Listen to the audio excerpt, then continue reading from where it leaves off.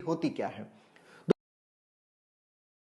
Neuroplasticity होती क्या है? दोस्तों, न्यूरोप्लास्टिसिटी दो वर्ड से मिलकर बना हुआ है। एक तो है न्यूरो और दूसरा है प्लास्टिसिटी। न्यूरो से मतलब है न्यूरॉन्स। हमारा ब्रेन जो है वो न्यूरॉन से मिलकर बना हुआ है। न्यूरॉन्स ऐसी कई सारी स्ट्रक्चर्स होती है। हमारे ब्रेन की जो यूनिट सेल है जिससे ये पूरा ब्रेन का स्ट्रक्चर बना हुआ है उसको न्यूरॉन बोलते हैं। जैसे आपने एक मकान देखा है, वो मकान बहुत सारी छोटी छोटी ईंटों से मिलकर बना होता है। वो जो ईंटें हैं वो उस मकान की यूनिट है जो आपस में मिलकर मकान का फॉर्मेशन करती है। तो जो यूनिट्स है, हमारे ब्रेन की जो यूनिट है, उस यूनिट को ही न्यूरॉन्स बोलते हैं। ये स्पेसिफिक टाइप की सेल्स होती है जिससे हमारी बॉडी बनी हुई है, और यही सेल्स, इसको विशेष नाम दिया गया है न्यूरॉन्स, जो हमारे ब्रेन का फॉर्मेशन करती है, ब्रेन के स्ट्रक्चर का फॉर्मेशन करती है। हमारे ब्रेन के अंदर मिलियंस ट्रिलियंस न्यूरॉन्स है जिनको हम काउंट भी नहीं कर सकते, इतने ज्यादा न्यूरॉन्स से मिलकर हमारा ब्रेन बना हुआ है। और दूसरी तरफ है दोस्तों प्लास्टिसिटी। प्लास्टिसिटी से मतलब क्या है? प्लास्टिसिटी मतलब खुद को बदलने की क्षमता। हमारा जो ब्रेन है, हमारे ब्रेन के अंदर जो न्यूरॉन्स होते हैं, उन न्यूरॉन्स के अंदर खुद को बदलने की क्षमता होती है। उसी क्षमता को प्लास्टिसिटी बोलते हैं। खुद को बदलने से क्या मतलब है कि हमारा जो न्यूरॉन्स है वो अपनी फंक्शनल एनाटॉमी को बदल सकता है, अपनी फंक्शनल स्ट्रक्चर को बदल सकता है। न्यूरॉन्स के अंदर जो केमिकल और इलेक्ट्रिकल ट्रांसमिशन हो रहा है उस इलेक्ट्रिकल और केमिकल ट्रांसमिशन को बदल सकता है, क्योंकि हमारे न्यूरॉन्स के अंदर जितनी भी इंफॉर्मेशन ट्रेवल होती है वो इस ट्रांसमिशन के ऊपर भी बेस्ड होती है, जो इलेक्ट्रिकल और जो केमिकल ट्रांसमिशन है। दो न्यूरॉन्स के बीच में जो साइनेप्सिस की स्ट्रक्चर है, न्यूरॉन्स उसको भी बदल सकता है, उसके अंदर भी कई सारे मॉडिफिकेशंस कर सकता है। और न्यूरॉन्स के ऊपर जो ग्रे मटेरियल की जो शीट होती है, उस ग्रे मटेरियल की शीट को भी वो चेंज कर सकता है, उसकी डेंसिटी, उसके प्रोपोर्शन को बदला जा सकता है। तो दोस्तों, न्यूरॉन्स के अंदर खुद को जो बदलने की क्षमता है, इसी क्षमता को न्यूरोप्लास्टिसिटी कहते हैं। अब ये जो न्यूरोप्लास्टिसिटी है, ये न्यूरोप्लास्टिसिटी किस तरह से हमारे काम आती है, इसको थोड़ा सा समझ लेते हैं। दोस्तों, हम सभी का जो व्यवहार है या हमारा जो इमोशंस, जो स्ट्रक्चर है, या फिर हमारे जो सोचने और समझने की जो प्रक्रिया है, हमारा जो थॉट प्रोसेस है, ये सारी चीजें डिपेंड करती है हमारे न्यूरोनल मैपिंग के ऊपर। हमारे न्यूरॉन्स का मैप कैसा बना हुआ है, उस मैप के आधार पर ही हम सोचते समझते हैं, हम महसूस करते हैं और हम व्यवहार करते हैं। उस न्यूरोनल मैपिंग का ही ये सारा कुछ आउटकम होता है। ये जो न्यूरोनल मैपिंग है ये कैसे बनती है? जैसे ही दोस्तों हम पैदा होते हैं उस समय हमारे आसपास बहुत सारे इवेंट्स हो रहे होते हैं। उन इवेंट से बहुत सारी सूचनाएं पैदा होती है और वो सूचनाएं हमारे ब्रेन के अंदर जाती है। इनिशियली हमारे ब्रेन के अंदर जो न्यूरॉन्स है वो इसी तरह से ऐसे ही बिखरे हुए रहते हैं, उनके अंदर किसी भी प्रकार के कनेक्शंस नहीं बने हुए होते। कुछ नेचुरल जो इनहेरेंट कनेक्शंस के अलावा बाकी कनेक्शंस नहीं बने हुए होते। जैसे ही ये सूचनाएं हमारे दिमाग के अंदर जाती है, हमें उन सूचनाओं को एनालाइज करना सिखाया जाता है, और कुछ हम हमारे जो पास्ट एक्सपीरियंसेस होते जाते हैं उन एक्सपीरियंसेस के आधार पर उनको एनालाइज करना सीखते हैं। जैसे ये इंफॉर्मेशन हमारे न्यूरॉन्स में जाती है, ये इंफॉर्मेशन हमारे ब्रेन के अलग अलग न्यूरॉन्स को आपस में कनेक्ट कर देती है और एक लूप क्रिएट कर देती है, एक मैप लाइक स्ट्रक्चर क्रिएट कर देती है।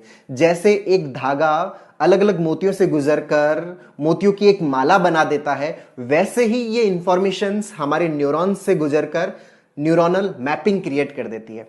अब जैसा हमारे ब्रेन के अंदर न्यूरोनल मैपिंग हो गई, उस न्यूरोनल मैपिंग से रिलेटेड ही हमारा बिहेवियर होता है, उस न्यूरोनल मैपिंग से रिलेटेड ही हमारे इमोशंस आते हैं, उस न्यूरोनल मैपिंग से रिलेटेड ही हमारा थिंकिंग प्रोसेस होता है। दोस्तों, आपने जैसे अलग अलग घर देखे होंगे, वो अलग अलग घर है वो न्यूरोनल जो मैपिंग की तरह ही होते हैं। जैसे अलग अलग जो घर है वो नक्शों के आधार पर बने हुए रहते हैं। किसी घर का नक्शा कैसा है उसी आधार पर उस घर की स्ट्रक्चर होती है।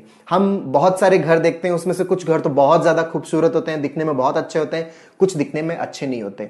वो घर जो है वो दिखने में अच्छा है या नहीं है, ये डिपेंड करता है उसके नक्शे के ऊपर कि उसका नक्शा कैसा है। अगर उसका नक्शा खूबसूरत है तो वो दिखने में बहुत अच्छा होता है, अगर उसका नक्शा अच्छा नहीं है तो वो दिखने में उतना अच्छा नहीं होता। हालांकि दोस्तों, दोनों घरों के अंदर जो मटेरियल यूज किया जा रहा है, जो ईंट यूज की जा रही है, जो पत्थर यूज किया जा रहा है, जो सीमेंट यूज की जा रही है, वो ऑलमोस्ट सिमिलर ही होती है, लेकिन दोनों घरों की लुकिंग अलग अलग होती है। ये लुकिंग अलग अलग किस पे डिपेंड कर रही है? ये डिपेंड करती है उस घर के नक्शे के ऊपर। अगर नक्शा बहुत ज्यादा खूबसूरत है तो घर की जो लुकिंग है वो बहुत अच्छी आती है, और अगर नक्शा अच्छा नहीं है तो उसकी लुकिंग अच्छी नहीं आती। आपने बहुत सारे लोगों को ऐसे कहते हुए सुना होगा, आपके घर की भी तारीफ करते हुए सुना होगा, यार आपका घर तो बहुत जबरदस्त है, आपने नक्शा किससे बनवाया था।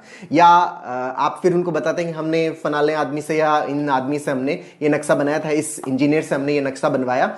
तो ये जो घर की जो तारीफें हो रही है ये उस नक्शे की वजह से हो रही है।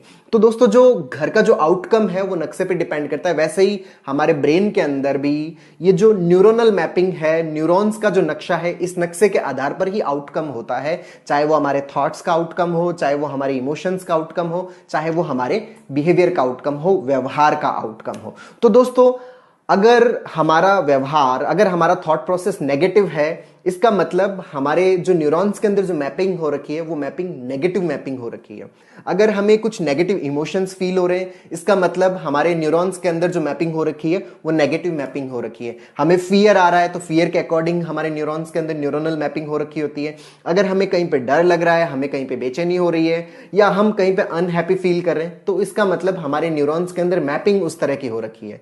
तो इस मैपिंग के आधार पर ही हमारा जो आउटकम आता है, हमारे ब्रेन के अंदर थॉट प्रोसेस का आउटकम आता है, हमारे अंदर इमोशंस का आउटकम आता है, हमारे अंदर बिहेवियर का आउटकम आता है। दोस्तों इस मैपिंग को चेंज किया जा सकता है। इस मैपिंग को रीमैपिंग करने का जो प्रोसेस है, इस मैपिंग को जो रीवायरिंग, इस वायरिंग को रीवायरिंग करने का जो प्रोसेस है, उसी को ही न्यूरोप्लास्टिसिटी कहते हैं। दोस्तों अगर हमारे दिमाग के अंदर, बहुत सारे लोग ये प्रश्न करते हैं कि सर मेरे अंदर नेगेटिव थॉट्स आते रहते हैं, मुझे नेगेटिव इमोशंस आते रहते हैं, मुझे बहुत ज़्यादा चिड़चिड़ापन सा फील होता रहता है, मुझे डर सा लगता रहता है, मुझे एंजाइटी सी फील होती रहती है, मुझे अजीब सा फील होता रहता है, ये सारी फीलिंग्स मेरे अंदर आती रहती है, मेरे दिमाग के अंदर हर वक्त ओवर थिंकिंग चलती रहती है, मैं चीज़ों को बहुत ज़्यादा ओवर एनालाइज कर लेता हूँ। इन सब चीजों की वजह से मैं बहुत ज्यादा इरिटेट हो जाता हूं, मैं बहुत ज्यादा परेशान हो जाता हूं, और मैं अपने आप को ठीक करना चाहता हूं। मैं कैसे ठीक करूं? क्या ये चीजें बदल सकती है? ये चीजें नॉर्मल हो सकती है? दोस्तों ये चीजें सारी ठीक हो सकती है, ये सारी चीजें नॉर्मल हो सकती है। ये चीजें जितनी भी आपके दिमाग के अंदर ये जो प्रॉब्लम्स हो रही है, ये प्रॉब्लम्स डिपेंड करती है हमारी न्यूरोनल मैपिंग के ऊपर, और इस न्यूरोनल मैपिंग को